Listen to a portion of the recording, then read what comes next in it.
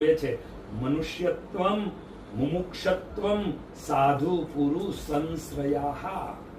સંત પુરુષ, સાચા સંત, સાચા સાધુ, એનો જે સંજોગ થવો, એનો યોગ થવો, એની પ્રાપ્તિ થવી, એ અતિ દુર્લભમાં દુર્લભ છે.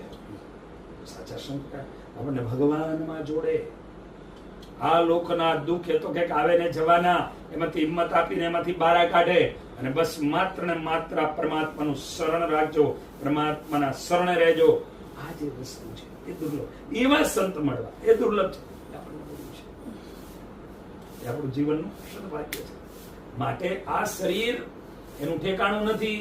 આ શરીરમાંથી કયો ક્યારે રોગ નીકળે ત્યારે શું કરી શકે?